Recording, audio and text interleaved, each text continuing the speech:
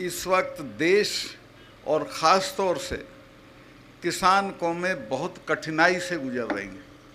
अगर दिल्ली में बैठे हुए लोगों का बस चला तो वो सबसे पहले तो खेती को ख़त्म कर देगी, ताकि आप खेती छोड़ के शहरों में भाग लो मजदूरी के लिए, और उसके बाद फौज को ख़त्म कर देगी। एक तरह से किसान कौमों को बर्बाद करने का नक्शा पास हुआ है। इस पे लड़ना पड़ेगा, और जो लोग लड़ेंगे वो बचेंगे। एक बार हमारे गांव के पास शिवाजी महाराज के गुरु थे, समर्थ गुरु रामदास, वो आ गए थे। 4-5 दिन वो रहे, उन्होंने प्रवचन दिया, और आखिरी दिन उन्होंने चौधरी लोगों से पूछा कि भाई बताओ, मैं 5 दिन से तुम्हारे बीच में बोल रहा हूँ, तुमने क्या सीखा? एक चौधरी खड़ा हो गया कि जी हमने ये सीखा कि जो कौमें रुका रोला करेंगी वो जिंदा रहेंगी, यानी जो लोग लड़ेंगे वो जिंदा रहेंगे।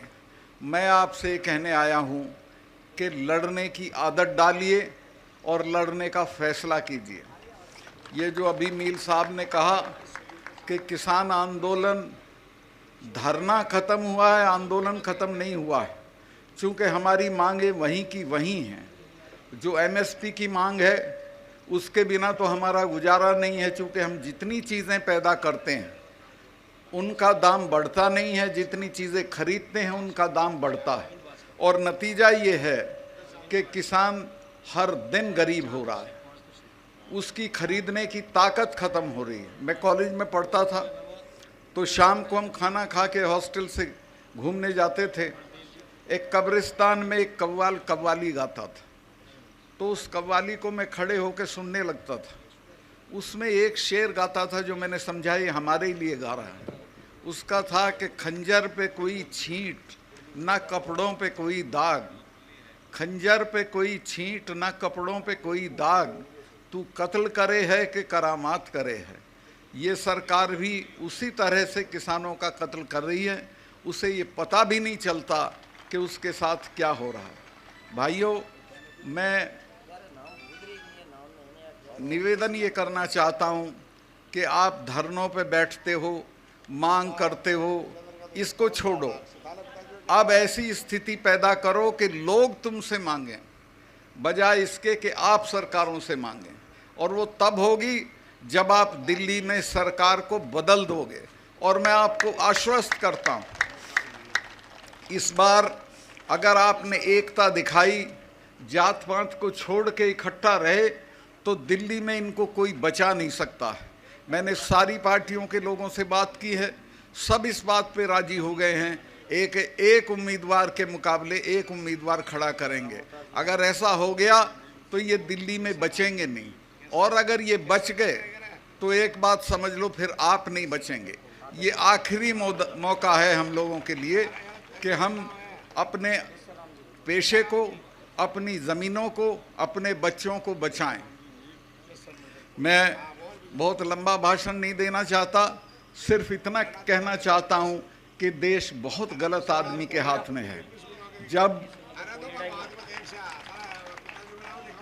ये अभी मैं बोला था 4-6 दिन पहले, बड़ा शोर हो गया देश में, इन्होंने बड़ा तमाम तरह के लोग वो पालतू जो हैं वो लहका दिए मेरे ऊपर। मैंने ये बताया था, जो सच था उसी वक्त बताया था जब मैं ये था गवर्नर था, कि जो वहाँ पुलवामा में जो अटैक हुआ हमारे सिपाहियों पे, 40 लड़के मरे हमारे जवान, वो नहीं मरते अगर ये उनको 2 हवाई जहाज़ दे देते, 5 हवाई जहाज़। वो लड़के अगर मेरे से मांग लेती सीआरपी तो मैं 5 हवाई जहाज़ दे देता, लेकिन गृह मंत्रालय ने वो उनको हवाई जहाज़ नहीं दिए और वो सड़क के रास्ते चल दिए। उस सड़क के रास्ते में मैं गया जिस दिन ये दुर्घटना हुई, उसके बाद उसमें 10 किलोमीटर के एरिए में करीब 10 जगह सड़क आके मिलती है। उस पे एक जिप्सी नहीं खड़ी थी किसी को रोकने के लिए, कोई भी आ सकता था। तो वो आया, भरी हुई गाड़ी थी विस्फोटक की, और एक गाड़ी में मार दी और हमारे 40 जवान शहीद हो गए। ये कहीं अपनी शूटिंग करा रहे थे उसमें नेशनल कॉर्बेट पार्क में, यूपी में है वो। तो वहाँ टेलीफोन की सुविधा नहीं होती है, तो इन्होंने बाहर आके मुझे एक ढाबे से फ़ोन किया और पूछा कि सतपाल भाई क्या हुआ। मैंने इनको बताया कि साहब ऐसे ऐसे हो गया, इतना हमारा नुकसान हो गया है और ये हमारी गलती की वजह से हुआ है, अगर हम जहाज़ दे देते तो ये हमारे बच्चे नहीं मरते। तो इन्होंने मुझे कहा कि नहीं अभी इस पे चुप रहो, इस पे अभी चुप रहो। जो नेशनल सिक्योरिटी एडवाइज़र है, जिसका नाम आपने सुना होगा, अजीत डोभाल, वो मेरा क्लास फेलो रहा, कानून की क्लास में हम साथ पढ़ते थे। उसका मुझे फ़ोन आया फ़ौरन कि प्राइम मिनिस्टर ये कह रहे हैं आप बोलें नहीं कुछ। चूँकि मैं बोल दिया था, मैं 2-3 चैनल को ये बता चुका था कि हमारी गलती से ये हुआ है, कि वो ये कह रहे हैं कि इस पे तुम चुप रहो। मैं समझ गया था कि अब इसका ये पूरा राजनीतिकरण अपने चुनाव के लिए करेंगे, जो मर गए वो भाड़ में जाए, इनको कोई मतलब नहीं है। और आज तक उस पूरे मामले की कोई जांच नहीं हुई है, कोई उसका नतीजा नहीं आया है।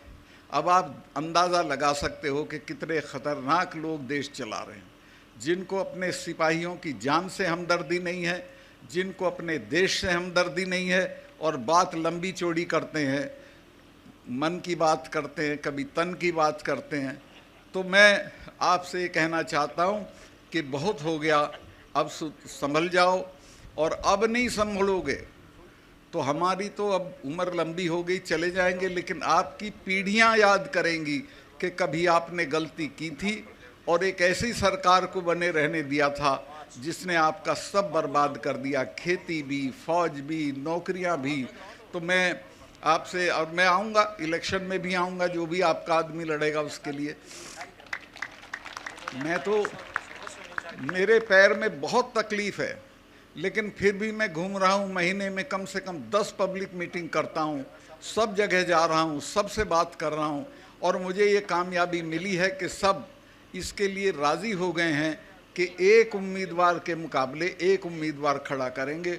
और अगर ये हो गया तो मैं आपको आश्वस्त कर दूं कि ये बचेंगे नहीं, इनकी शक्ल नहीं पहचानी जाएगी, ये जो आज इनका घमंड है ये सारा चूर चूर हो जाएगा।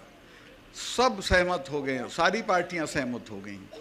मैं बहुत लंबा भाषण कर दिया, भाई इतना ही कहना चाहता हूं कि ये मौके रोज़ नहीं मिलते हैं। ये मौका अभी फिर तो 5 साल को बाद जाएगी, और 5 साल में तो ये इतनी बर्बादी कर देगा कि आप अंदाज भी नहीं कर सकते। 5 साल में तो पता नहीं क्या क्या हो जाएगा। तो मैं काफ़ी आपका समय लिया, अभी मैं इतना ही हाँ, असली चीज़ तो मैं बोल ही नहीं रहा था, वो थी यहाँ के शहीदों की कुर्बानी। आपके जो 5 लोग शहीद हुए थे, वो अंग्रेज़ों की बंदूकों के सामने खड़े हो गए थे। जब उनकी औलाद हो तो इससे क्या डरने की ज़रूरत है, ये तो कोई चीज़ ही नहीं है।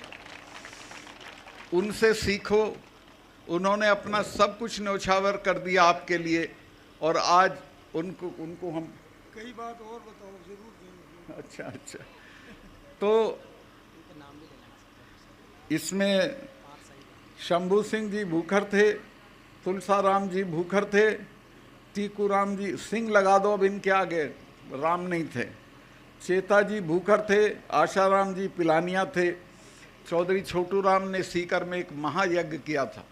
उसके बाद लोगों में चेतना आई थी, लोग खड़े हो गए थे, अपने नाम के सामने सिंह लिखने लगे थे, लेकिन सामंती ताकतों को वो गवारा नहीं था। इन 5 ने वो नाम भी लिखा, और लगान के मामले में ये संगीनों के सामने खड़े हो गए, मारे गए।